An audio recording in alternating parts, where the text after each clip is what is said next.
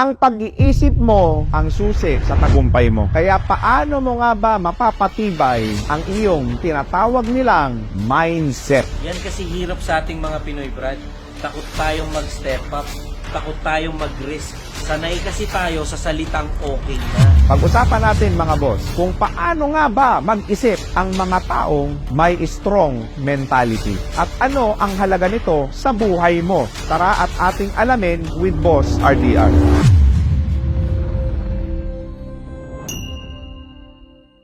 Hanggang kailan ka magpapakulong sa nakaraan mo? Paano mo ba hinaharap yung mga pangyayari sa buhay mo? Patuloy mo na lang bang ilulugmok ang sarili mo? Karaniwan ang mentalidad ng mga tao. Palagi yan konektado sa emosyon. Kung mahina ang isip mo at mabilis kang mauto, huwag ka nang magtataka kung bakit paulit-ulit ka na lang naloloko. Napakarami kasi dyan, hindi stable yung mental health. Nako, ang hirap niyan. Kasi maraming papasok sa isip nyo na puro negative. Mahihirapan kayong mag-isip ng mga positibong bagay. Kaunting problema lang, panghihinaan agad ng loob. Kasi hindi naman nagfa-function ng maayos yung mentality o isip natin. Hindi mo alam kung paano mo re-resolbahan yung buhay mo. Lagi mong tatandaan, weak mentality means weak personality. Yung mga taong ang nagdedesisyon sa buhay nila ay yung ibang tao. Yan yung mga mahihinang nilalang, mga mahihinang mentalidad. Kadalasan ang motto niyan,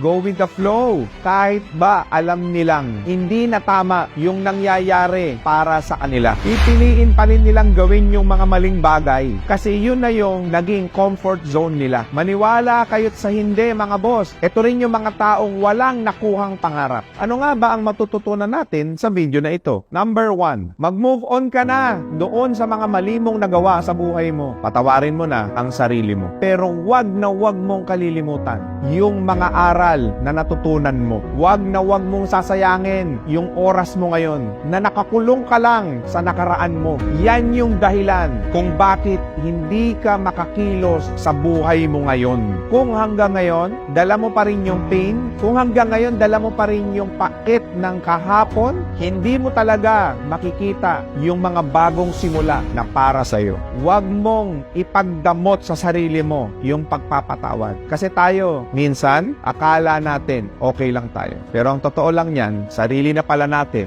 yung kalaban natin. Hindi mo magagawang maging mas malakas kung ipagdadamot mo sa sarili mo ang kapatawaran sa mga maling nagawa mo. Forget the mistakes, but remember the learnings. Number 2, yakapin mo yung mga pagbabago na nangyayari sa buhay mo. Tanggapin mo yung mga darating na challenges. Walang permanente sa mundo natin mga boss, kung hindi ang pagbabago lang. Kaya kailangan mong matutunan na yakapin lahat ng pagbabago. Tanggapin mo yung mga challenges na darating sa'yo. Kasi yan yung magpapatatag at magpapalakas sa'yo. More challenges, more learnings. At yung mga learnings na yan, magagamit mo sa araw-araw na pamumuhay mo. Kung matatakot ka at iiwasan yung mga challenges na kinakaharap mo, ibig sabihin lang nun, sinasayang mo yung mga bagay na matututunan mo dyan. Tandaan mo, sa buhay, hindi tayo lalago, hindi tayo matututo kapag ka lahat ng gagawin natin, yung madali lang.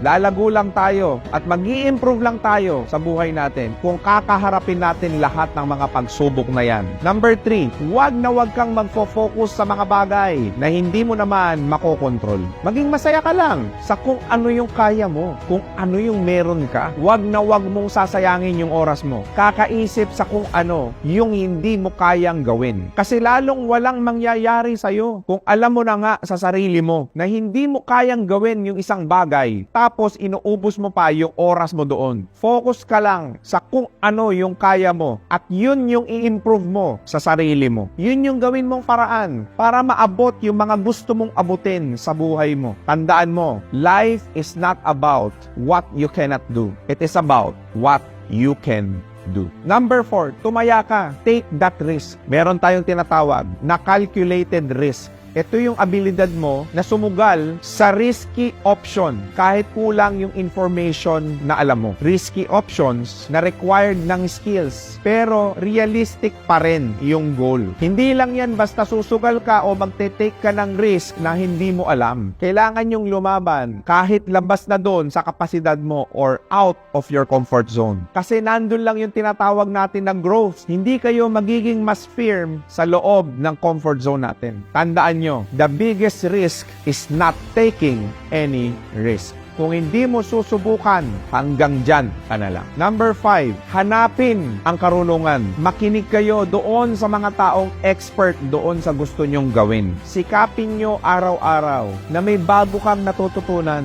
Find someone na makakapag-add ng value sa buhay mo. Yung makakatulong sa growth nyo. Huwag kayong makontento na kung ano lang yung alam mo. Hanggang doon ka na lang. Dapat lagi tayong gutom sa knowledge. Kasi yung hunger at eagerness mo na matuto, yan yung magdadala ng tagumpay sa buhay mo. At yan ang magpapatibay ng mentality mo. Knowledge is the greatest power. It can create or destroy life on earth. Number 6, mag-invest ka sa sarili mo. Unahin natin yung sarili natin. Huwag masyadong mabait at bigay ng bigay. Tapos, uubusin nyo lang at wala nang matitira para sa sarili natin. Ang priority mo dapat, sarili mo. Kasi kung magagawa mo yan ngayon, your future will be secured. Pag nag-i-invest tayo sa sarili natin, ibig sabihin, binibuild natin yung future na meron tayo. Kasi nagiging ready tayo. Every single day, nagiging handa ka sa papalapit na future. Sabi nga nila, you need to become selfish for you to become selfless. Pag na-secured mo na yung future mo, mas malaking tulong yung maibibigay mo sa pamilya mo at sa ibang taong mga gusto mong tulungan. Nawa ay marami kayong natutunan and see you sa next video.